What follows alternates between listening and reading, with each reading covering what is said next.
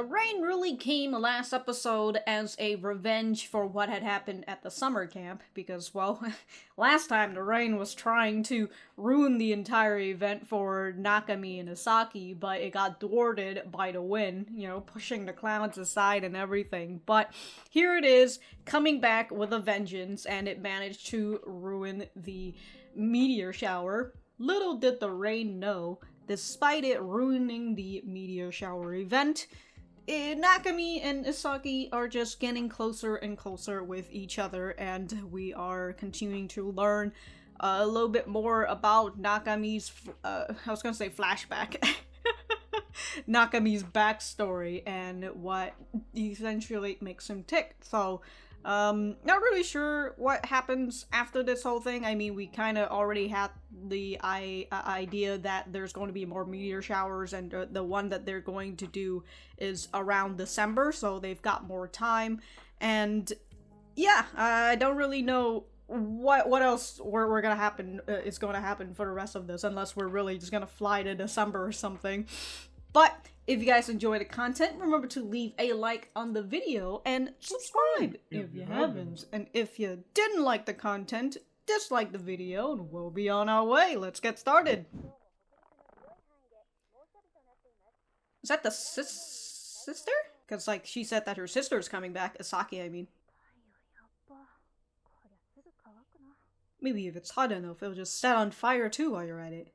Oh ho ho! Wow, leopard print!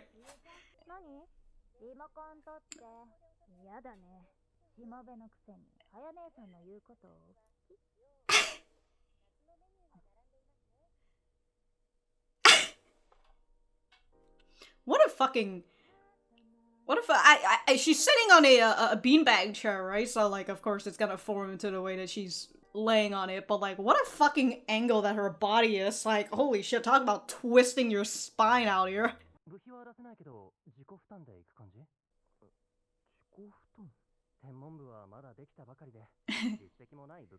That's right. Pay it for yourself.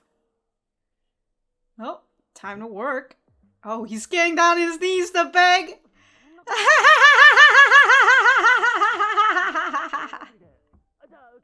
Damn, you ran out of here, dude. That man knows what's up. He's over here like, I can't handle this. I'm out of here. You've got the whole summer. Fucking, it's time to work.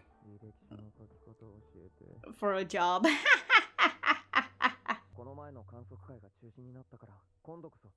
He wants to go all out? Alright.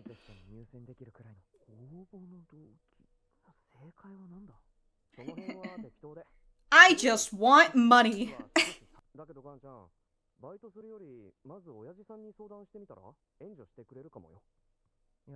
Not an option.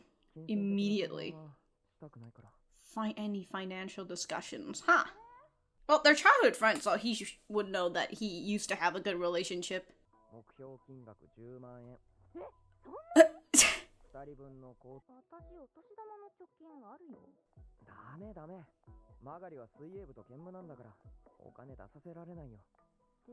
But she's still part of the club.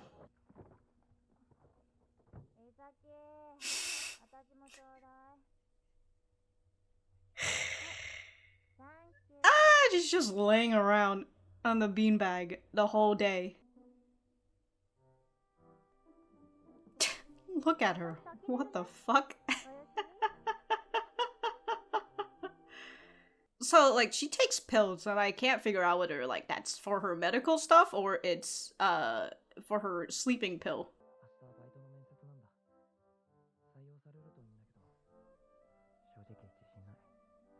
Psh, you and me both.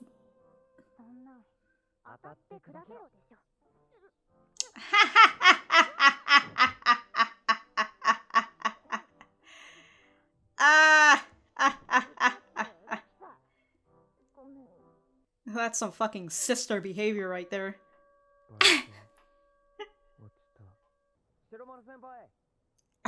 Please give me a job.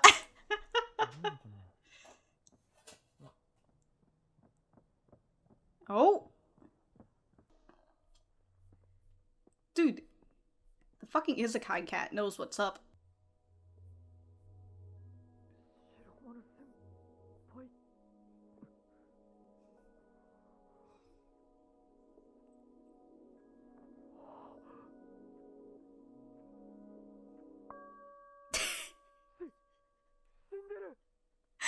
Shinderu!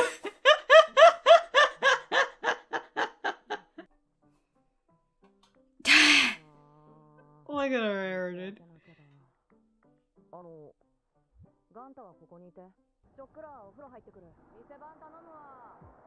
You're hired! Let's go!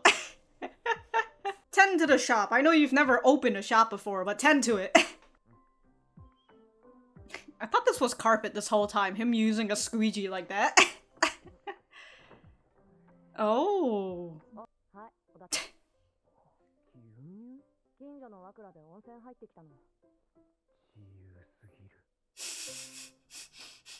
Well, that's the nice thing about being a business owner, huh?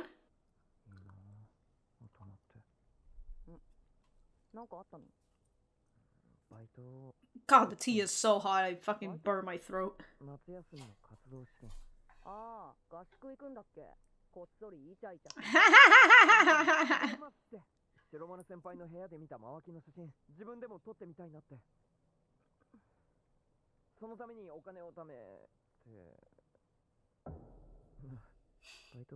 It's just your first one, you can still... I thought your family was rich.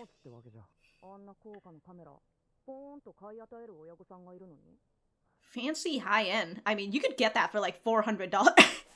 It's...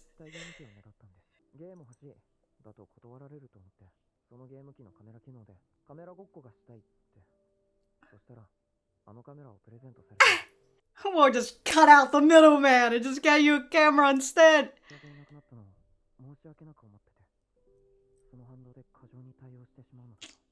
Of course, of course.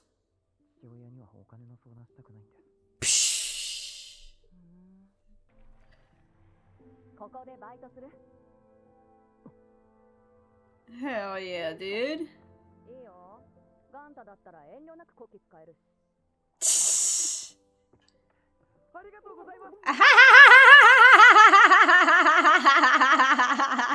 How to get fired before you even start.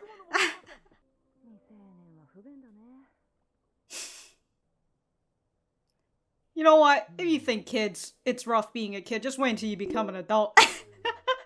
Then you'll be like, God, I wish I was a kid again. Does he get free play sessions as part of his... Why the fuck is she sleeping like that? Like is she a cat? That's so bad for your fucking... Oh, it's Kuroshige-sensei. That's so bad for your fucking neck and your back. Ooh, where are all these girls going? God, downhill? I mean, they were going uphill before. Oh. The ocean?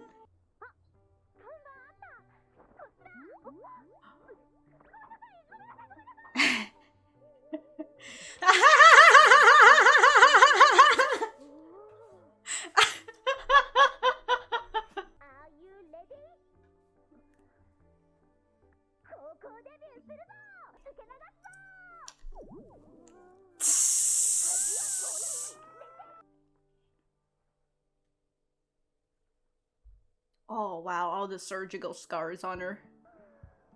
And she's wearing a shirt over it. Understandable. The tan line on her.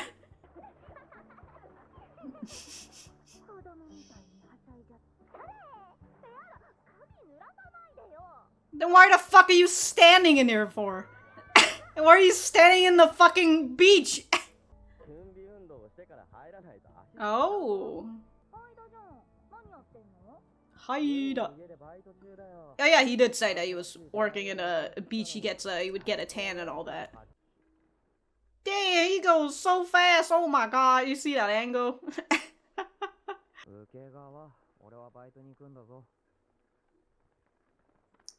Oh my god, that cicada came for you.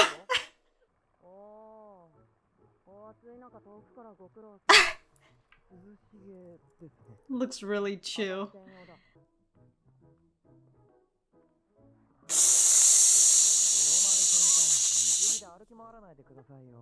Oh, that's why she fucking paid you for! To clean up after her mess!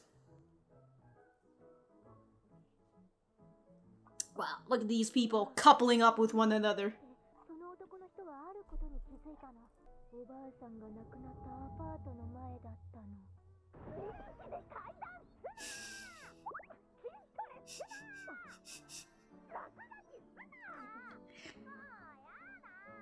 What the fuck do you want, Kana? What? Yeah, what the fuck are you doing? You want to meet guys? Free, yeah? Oh.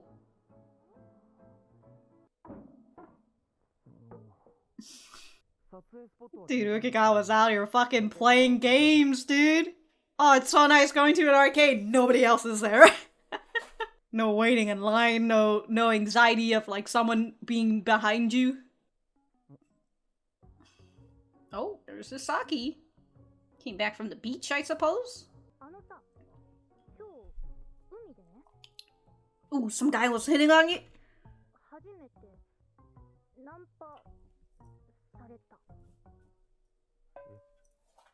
Oh, shit! Trying to gauge his reaction out here. This is the part where you be like, damn girl, congrats! By grade schoolers.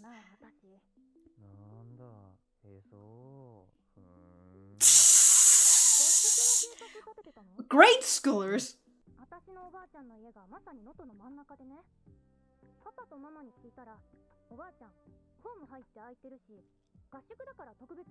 Oh, look at that.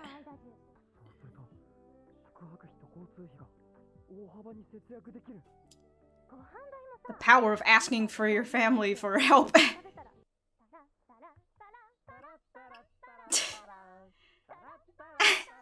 Cat's just sitting on the fucking rice cooker.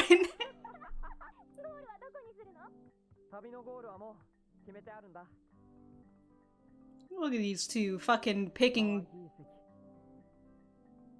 places for their vacation, huh? Okay, so that's going to be the continuing episodes, to finish the rest of the episodes of the series.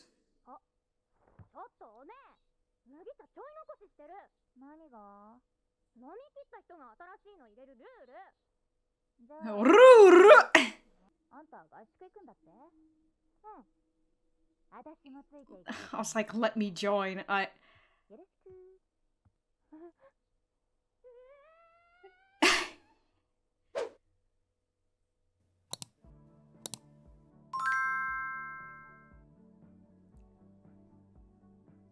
Why? Why? I know you came home for the summer and all, you came for your college and everything, but like, you don't have any friends to hang out with? Where are you going on your little sister's training camp? More or less, it's just like a build-up episode for all of the camping trip, the training camp that they have, right? Understandable, and we can't have them just be alone with each other. That will cause way too much progress, alright? We can't have that. So we gotta have Isaki's sister join. Do we know what her name was? I don't know. I don't know if we even learned about her name, but okay. I'm gonna go write my notes and we will be right back to the center. Okay, I had to go back and look at this picture. Holy shit, dude. You see the alignment of her spine right now? It is like going from this side to all the way. Holy shit, it is curved so much you would think that she could fucking get scoliosis from this shit. What the fuck? Okay, I just had to search up elude just because I felt like was I reading this wrong? Because like when she said, whoa, elude any guys trying to hit on us with style and grace, I was just like, alright, good for you, Kana. Gotta keep the fucking Yuri going, you know? Guys who gets in between Yuri, you know, they're going to die. That's the whole meme, right? And so when she said that, I was just like, all right, you know, sounds very Connie. But then when she started complaining about the fact that there's no guys hitting on her, because, well, I mean, this group of girls are they're doing a little bit too. They're having a little bit too much fun with each other, right? And then the one guy who's actually talking to them, which is Haida, she's just like, get the fuck away from us! Like, what the hell? And I like that she told him, hey, if you're hanging out around us, then it means that it looks like we're already taken. And I was like, are you saying that Haida by being there by being close to you guys means that all the other dudes are looking around? And it's just like, wow, look at this guy and his fucking harem. What a fucking chat. Let's not hit on those girls. Those girls obviously belong to this one dude over here. Alright, Connie. Oh, man. I do find it very fun in the way that I love the way they drew Nono's face. It's so super fucking round and like, which just makes this, the little, I forgot what this part of the shirt and jacket is called, the cuff? Or whatever, this part, it makes it look so fucking big just because it has the form around her super round face. But I like that in this scene where Connie is over here essentially teasing both the girls and saying the changing room is where all your shame gets left behind. I was just like, okay. So then as they're as they're playing around with that and we see Isaki, right, putting on her school uniform, her swimsuit, we get to see the surgery scar, which is so funny because like it had to click for like a millisecond in when I saw these scars, because like when I first saw these, I was just like, wow, these are some fucking battle scars you've got here. You're fighting dragons or something? Like, I legit thought that these were like some fantasy fight scars, but then it had to like click and I'm like, oh wait, no, it's from her surgery. Anyways, I feel like it's a bit of a small implication, perhaps? I don't know, maybe I'm just making wide assumptions with the fact that Connie was the person over here, like, dunking on these two, like, hey, you need to take off your fucking stuff and get yourself out there for all these boys that's going to hit on us, and we're going to elude them, we're gonna play with them like they're just a bunch of boy toys, right? I assume that's what Connie wanted her day to be. But I like that despite her having that, and here we have with Isaki, who is just wearing a white shirt over it, and she's not really making a comment on it, so I do like that. Perhaps that's just Connie does know about the scar stuff, you know, maybe if she had mentioned it before or not, but it kind of makes me wonder if, like, the group does know about how she used to be a sick child and how she had to get surgery. It makes me wonder if they do know about it, do they know, do they don't, but if they do know about it, then I can understand why Connie didn't bring this topic onto Saki, just because, like, hey, I know you might have surgical scars and all that, so I don't want to push you and have to get you to, you know, bear it all for the world to see. Grade schoolers. I guess they must have thought I looked pretty darn young. What? Alright. Who are these grade schoolers and why are they coming on over and buying us snow cones? Who are these people? Who are these kids? Call their mom immediately. I will say, this scene right here, not the sunflowers, but the scene that comes right after it, it's so, it felt a little ominous at first, especially with the cicadas coming in, but then it all ends with like a little gong, like a little dong, as like a way to signify that, no, this is a comedy thing, right? Where, well, past the sunflowers, we see this, it's all shady, right? And like, I legitimately thought, I was just like, are we seeing somebody getting hung right now? And even just the way that his head is hung, I mean, we did see somebody get hung. It's his head is hung. All sad and shit from failing his first job interview. Alright, so that was episode 7 of Insomniacs After School. Let me know what you guys think about it in the comments down below. You know that I always like talking to you guys. For me, I thought that this was a pretty nice build-up episode to the training camp and everything, right? And where we're finally getting to see Isaki's sister, which I don't think they've said her name throughout this entire thing, because it was just really Isaki addressing to her sister as sister. So, I don't think we've got her name. Maybe I would assume we'll get her introduced because Nakami is going to be here and be like, who the fuck is this?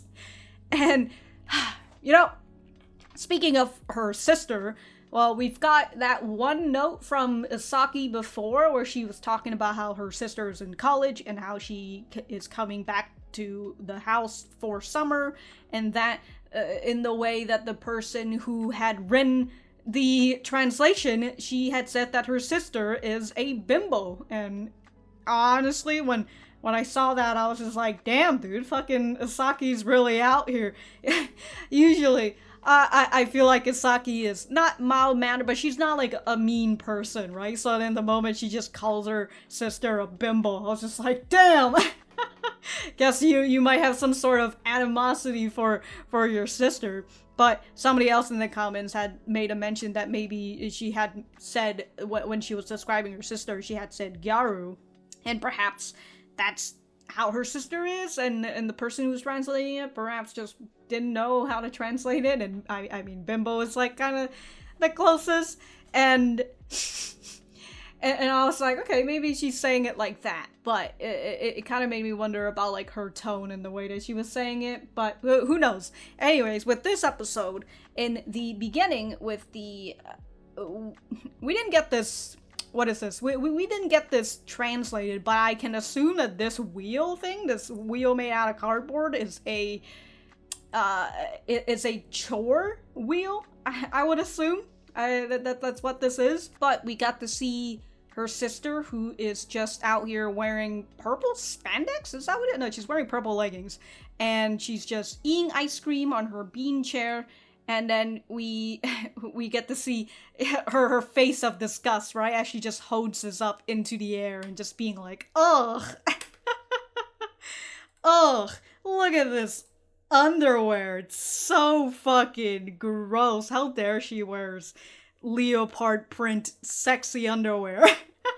How dare she, a woman in college, is trying to get bone, or just really likes wearing exotic underwear. How fucking dare she, dude. College radicalized her. But from the way that, I don't want to look at this part anymore. I don't want to show her underwear.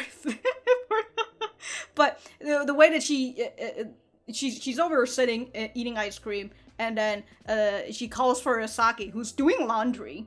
And she calls her in just to tell her to grab me the remote. And when Isaki goes and says, no way, here she says, don't talk back to your sister. Now follow my orders like a good little servant.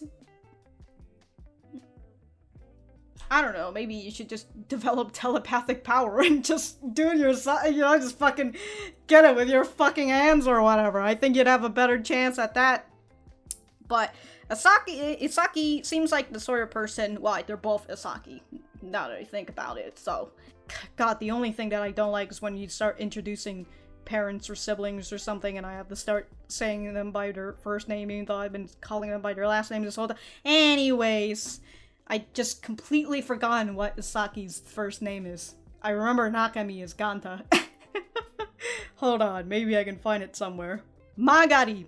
There you go, that's her name. Magari. Anyways, I assume we're going to see more of Magari's sister in the next episode, and perhaps her sister will tell Nakami a little something about Isaki, a little bit more about her backstory.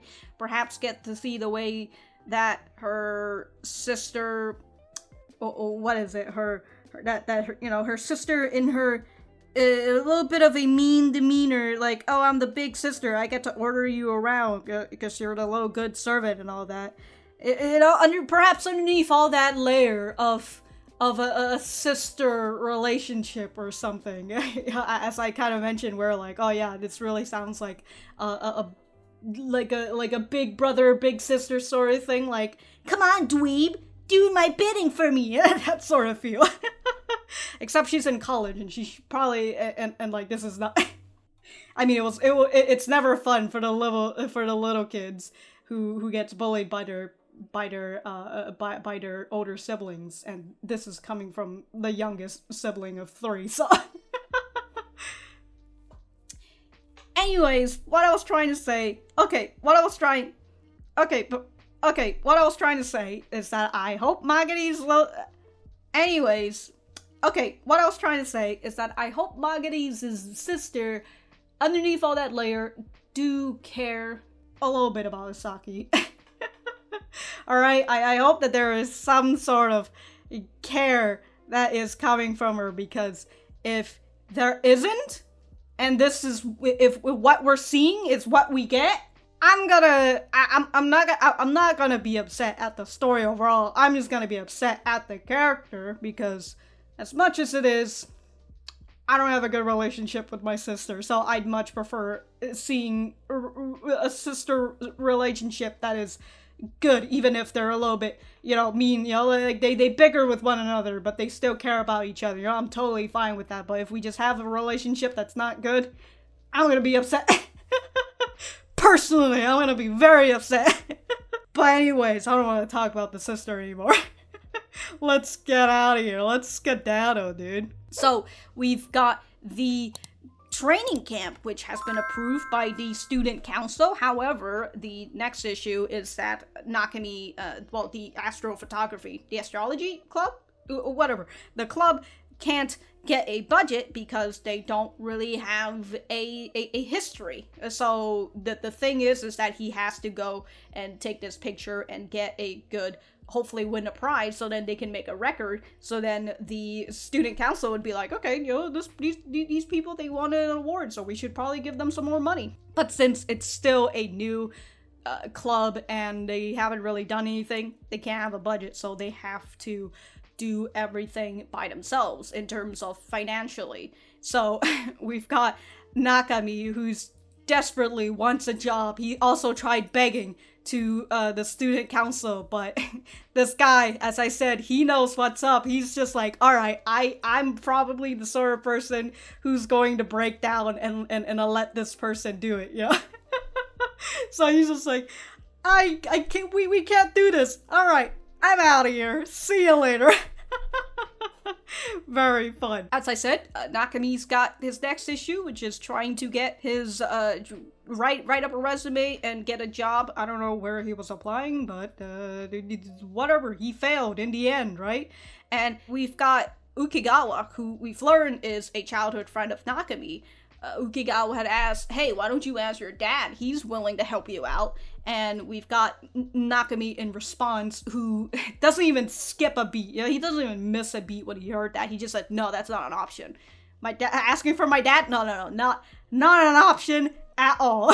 Right after he refuses that first option, Isaki comes in, right? And she hears that they need to raise about 100,000 yen, which is about $700 in USD. And that's a lot for teenagers, especially if they're gonna do it on their own without asking family or anything. That's a lot. And we have Isaki, who is trying...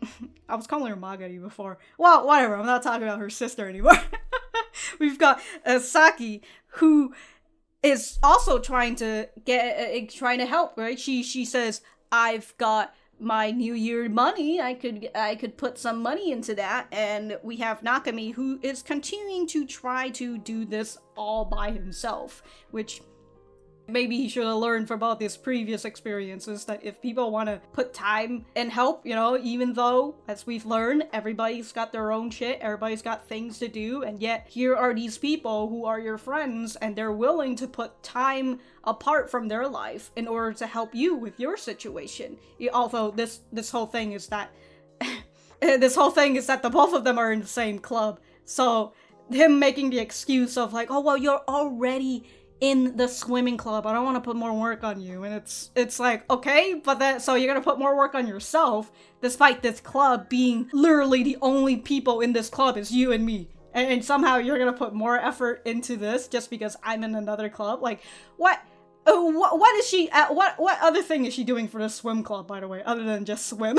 And practice, and all that, whatever. So we have Nakami doubling down because, as he said, with the way that the meteor shower event got rained on, he wants to have his training camp to be a big success for the camp, because essentially he's unable to get the budget because they didn't get to do the meteor shower. So this is their only option to get the budget that is in September, right? They're having a meeting in September, and if the meteor shower is in December, then they won't be able to get budget for that. And even if they do that, they'd still have to wait until like the next budget meeting or something in order for the student council to allocate budgets and all that. So yeah, this is essentially one of their final options left to leave a record and actually get some budget. So understandable that Nakami is putting his all into it, but again, he just refuses help. He just wants to do things all by himself.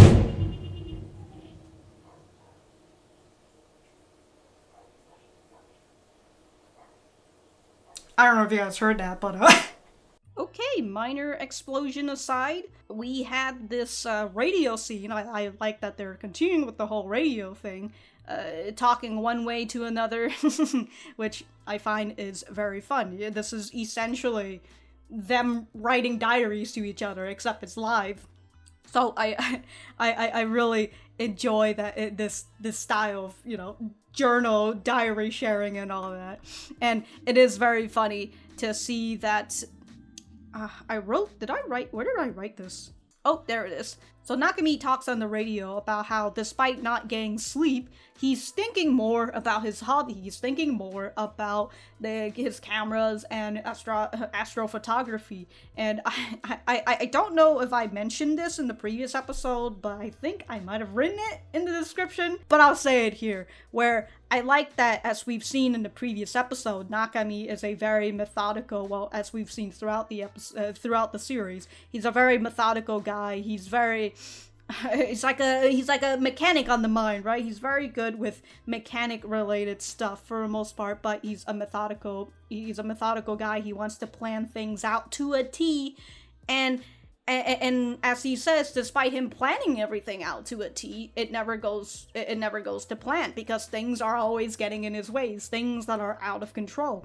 And so I like that his hobby is astrophotography. His hobby is taking pictures, where you can find the perfect moment to take pictures, but then you'll also have moments where you want to find the perfect pictures, but it gets squandered by things that is out of your control, unfortunately, or things that is under your control, but you've just, forgotten it or whatever. So I like that this is the hobby that he decides to take up, especially with astrophotography, where at nighttime and having these long exposure camera and all that, right? A lot of things could happen that is out of his control, and he just has to learn to adapt to it. And and again, just that as being his hobby, just to help him eventually curve this need inside him to try to plan everything out and hope that things don't stray away from his plan. So I do like that this is his hobby, and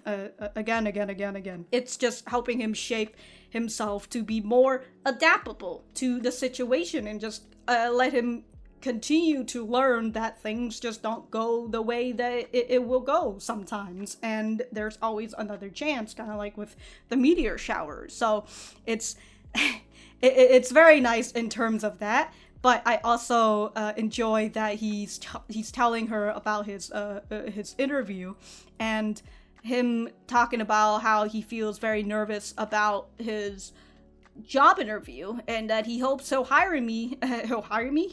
hopes that they'll hire him. And as he goes and says, "If you were in my shoes," the both of them ends up saying, "Just go for broke." And I love how Isaki gets very shocked, just knowing that, wow, he knows exactly what I'm about to say. And it's just like, hey, you guys have been sharing very personal information with each other, so it's very understandable that he's kind of able to figure out what you want to say, or what you're going to say. Unfortunately for Nakami, he fails his first job interview, so he ends up heading on over to Shiromaru's place, where We just find that Shiromaru's really out here, got a bad sleeping habit. Like, goddamn, dude, she's just sleeping like that, just putting all that pressure on her neck. Jesus Christ, that's gonna fucking kill you. But, also very enjoy this. I love the way the shape of her hair is, because she's just been sleeping on it, so it's all flat at the top. Very nice. But we've got Nakami talking to Shiromaru about how he failed his job and he needs money for the training camp. And Shiromaru, well, I mean, she's a business owner out here and it's totally fine if she gets a part-timer. So she ends up hiring him, which just makes me laugh because I wrote a part of this in the notes where it says, it isn't about your skills, it's about who you know, you know? That's really how it feels like, especially in like corporate world, right? If you want to get into like certain jobs and all that, it's a lot of the times, most of the time I feel, it's not really about your skill, but it's about who you know.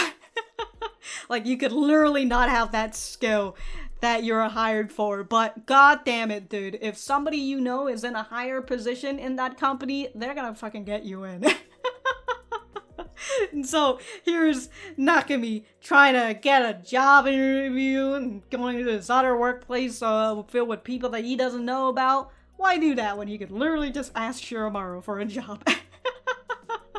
But we did have Shiromaru talking about how she thought that his family was rich because of the high-end camera, right? The high-end camera. Anyways, we've got Nakami explaining why he ended up getting that camera, because originally he wanted a game console, but he didn't want to tell his dad that he just wanted to play video games, which honestly, it's just like writing a resume, you know?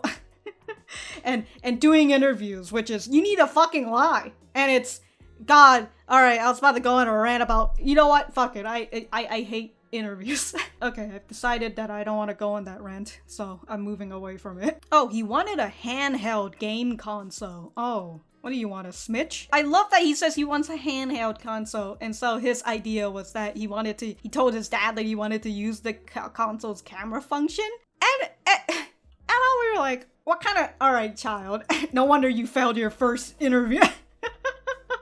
You'll learn how to lie better than that. That's how you'll get through with these job interviews. Anyways, so that's his reason. And his dad is just like, let me cut out the middleman. Who needs a game console? I'll just buy you a camera. It's an interesting thing to see him talk a little bit more about his dad and how his dad is the type to take things to the extreme. And he says that he thinks, in his head, what he feels that his dad is feeling is that his dad feels bad about the fact that his mom isn't around anymore. That guilt drives him to respond too excessively to his needs, and that's why Nakami doesn't want to ask his dad, because he knows exactly that his dad will get him what he wants, because his dad wants him to be happy. And that's one of the other thing that I was thinking about their relationship for Nakami and his dad, right? Where his dad is always working till late of night, where you saw him making dinner, but then he had to wrap that dinner up because he knows that his dad wasn't going to come until later. And so it makes me think like, so his dad is working all day, basically trying to provide for the family. And it's also another way for his dad, I would assume, to not really be there as much. You know, if he's able to provide financially for his kids, that's totally fine. But it seems like he's having a really hard time, Nakami's dad, I mean, perhaps continuing to keep that sort of personal connection with his son, or at this point, even his son doesn't really want to do that as much with his dad, right? They have a bit of a strained relationship, but despite that strained relationship, we know that the both of them do care for one another. And the way that we see Nakami cares about his dad, despite him not really talking too much to his dad, and again, not really, I assume, not spending all that time with his dad because he's always working. But you can see the way that Nakami cares for him by cooking him lunch, by cooking him dinner, you know, making sure that when his dad actually gets home, he has something to eat. And he even goes and says something like, hey, maybe you should sleep on the bed instead of sleeping on the couch. You know, like, oh, your neck is hurting? That's what you get for sleeping on the couch and all that jazz, right? So it's I do like, I mean, I don't like it, but I do like the way that it's being shown, right? The strained relationship between a son and his dad who find it very hard to continue with their family relationship, because perhaps if we're really talking about like the nuclear family and how parental roles are, because if Japan is still very much a patriarchy, and there's still a lot of expectation for what women should be doing specifically, and there's quite they're quite lacking on like women's rights and everything, right? And so it makes me wonder if that's how the family dynamic is, where the dad goes to work and he provides financially for the family, and the mom is there for the emotional support, right? They're the one who spends the most time with the kid, and that's the point where the kid is able, the kid latches on a little bit more to the mom. Or it really depends on the family. It really depends. Things could go both ways, but we're not gonna dive into all that fucking psychology shit, and I was about to go into some other dark place. Oh, dark psychology. I've only learned about dark psychology because of TikTok. Like, what the fuck is that? It's so fucking stupid. Okay, so yeah, family dynamics and all that. I would assume the mother was there for the emotional support and everything, and now that the mom is not here, well, I mean, that was supposed to be the mom's job, and the dad is just like, what the fuck am I supposed to do? This wasn't my job. I'm only here to bring home the bacon, not to cook it. So yeah, I like continuing to hear about Nakami's backstory, and I would assume we're going to see a little bit more of Isaki's backstory if her sister is coming. So, well, we'll have to see about that, and hopefully her relationship with her sister is kind of on the same-ish level as Nakami and his dad, where perhaps it is a little bit strained. Again, could be that very much big sister, little sister relationship, where they just fucking shit on each other. But in reality, they actually care about one another. That's all I hope. That's all I hope, and if that's not the case, again, I'm gonna be personally upset. Okay, so towards the second half of this, we've got the girls going on their little beach episode, which I find it very funny that the beach episode contained more girls doing very girly things and no boys hitting on them as Connie expected. Perhaps the boys had seen that these girls are having a little bit too much Yuri time, that they've decided that, well, other than Haida, of course, that the boys have decided that they don't want to intervene with this Yuri time. Right? With that one scene where Isaki accidentally touches an adult woman's boobs, and then the other two girls, minus Connie, right? They're just like, wow, how was it? She's like, oh my god. Oh, well, an adult's chest. It's too much. But yeah, we've just got two girls doing fun times and everything. And I also very much enjoy that Ukegawa was just out here coming in and playing video games. Even though he's out here doing work and stuff, he's just here to hang out with his friends and play some games. God, Ukegawa's what a lad, dude. What a lad. I wish him nothing but happiness. And then I don't know why. I feel like there's a bit of a change in like maybe I've only just noticed it now, but like I feel like there's a bit of a decrease in the drawing, the art quality. I don't know. Maybe it's the animation itself. I don't know. I kind of started noticing it with the way Isaki's sister was, but I just kind of noticed it with the way that Haida was drawn as well, but it's whatever. Anyways, oh yeah, so there's another leg right here, so these are just grade schoolers. What the fuck? So after getting hit on by grade schoolers, Isaki had to come on over to tell Nakami that she got hit on. Oh, dude, such cute fucking blushes, dude. I fucking love it. And I love he's just over like, what the what? You have to like scratch his head for a bit. He's all agape and everything. Look at that blush, dude. Look at that blush. I love it. She's out here making a joke, but also seems like she's gauging his reaction to, what happens if she got hit on? Anyways, before we saw Isaki, we did have Shiromaru telling Nakami that he should reconsider his budget, because the places that he wants to go are a little bit too far, a little bit too ambitious, and he probably won't have enough money for all of that. And so here we are with him in Shiromaru's house trying to redo his budget, and we've got Isaki coming in to talk about how her grandma's house is in the middle of Noto, which I would assume is like in the middle of all the other places that they want to go, so then that'll cut back on a lot of the budget that they should have for travel and living expense, essentially. So that cuts through all that budget, and I do find it very funny that this is through the power of asking family for help. But I also like that this is Isaki's way of helping Nakami, because Nakami was not going to accept her money at all. He's just like, no, I'm gonna be the one who makes all the money, and you can fucking chill and relax and do whatever. Which, when I think about it, I suppose that is a little closely related to the way that his dad is. His dad is he throughout all his life, his dad is the person who is making all after his mom's death, I don't know, maybe his mom was just a housewife, but who knows. But in terms of a traditional family, right, so that would be traditional, that she would probably be a housewife, and that his dad would be the person who works all day to bring home the money and provide for the family. And if that's the case, and especially after his mom is gone, and his dad's working, and he's the one providing for the entire family, aka just him, it's understandable that to Nakami, that's what he wants to do, right? He's like, I have to do everything by myself, because that's what my dad did. And if that's what my dad did, that's what I'm going to do.